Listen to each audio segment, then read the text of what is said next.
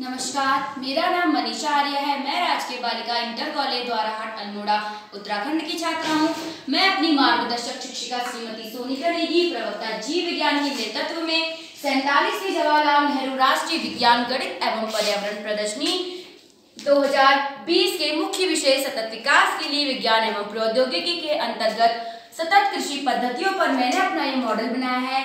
मैंने अपने इस मॉडल में कृषि की कुछ पद्धतियां दिखाई हैं जिन्हें अपनाकर किसान को लाभ प्राप्त होगा, क्योंकि इनमें संसाधनों का दोहन असीमित रूप से नहीं होता है। आइए देखिए मेरे मॉडल की एक झलक।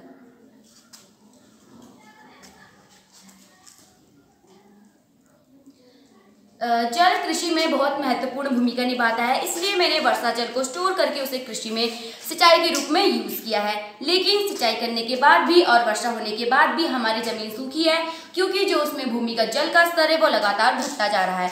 इसलिए मैंने उस जल स्तर को बनाए रखने के लिए एक घर के जमीन में एक टैंक फिट किया है, जिसमें इस प्रकार से छेद होंगे जो जमीन के अंदर रहेगा और भूमिगत जल के स्तर को बढ़ाएगा।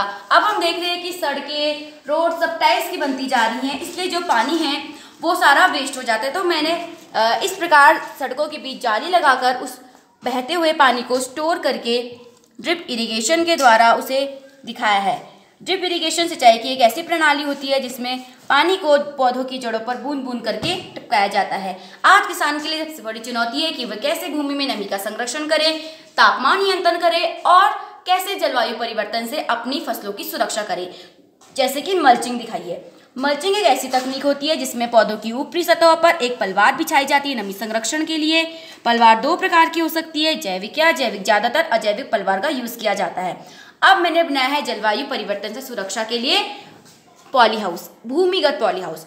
हम इसमें तापमान व आर्द्रता का नियंत्रण करके ऊपरी वाले भाग में बेमौसमी फसलें व नीचे वाले भाग में हम मशरूम की खेती कर सकते हैं, माइक्रोब्स की खेती कर सकते हैं और माइक्रोब से हम माइक्रोबियल ब्रिक्स बना सकते हैं जो कि खाद को जल्दी सड़ाने में हेल्प करते हैं।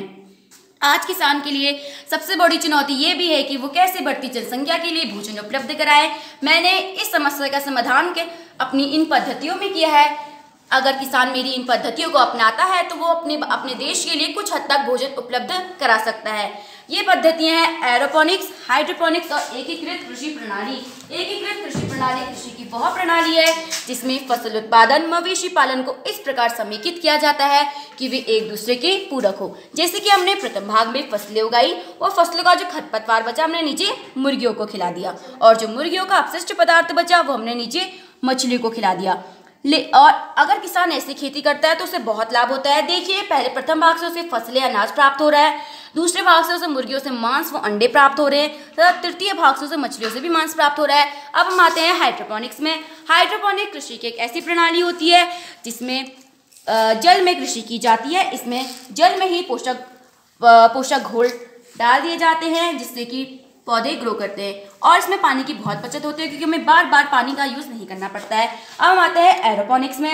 एरोपोनिक्स कृषि की एक ऐसी प्रणाली जिसमें एक कोहरे वातावरण में कृषि की जाती है। इसमें पौधों की जड़ें संपूर्ण अंधेरी में होती हैं, जिसमें एक स्प्रे द्वारा पौधों को पोषक तत्व दिए जाते हैं जिससे पौधे अपना पोषक तत्व लेते हैं और बढ़ते हैं। अब हम आते हैं रसोई घर में अपशिष्ट प्रबंधन। रसोई घर में दो प्रकार के कूड़ेदान होने चाहिए, अजैविक कूड़ेदान और जैविक कूड़ेदान। अजैविक कूड़ेदान को तो कूड़े वाली गाली ले जाती है, लेकिन जो जैविक कूड़ेदान है उसको हम एक गड्ढे में एकत्रित करके उसमें केचुए डाल के वर्मी कंपोस्ट, या अगर हमें जल्दी रिजल्ट चाहिए तो हम उसमें माइक्रोबियल ब्रिक्स डाल के उसे जल्दी सड़ा सकते हैं। अगर हमें किसी कारण से जैविक खाद उपलब्ध नहीं हो रही है तो हम बायो कैप्सूल्स का यूज़ कर सकते हैं। इसमें हम कैप्सूल्स को पौधों की जड़ों पर डालेंगे जिससे पौधे अपने पोषक तत्व ग्रहण करेंगे। अब मैंने बनाया है अपना स्वनिर्मित ग्रास कटर जो इस प्रकार कार्य करता है।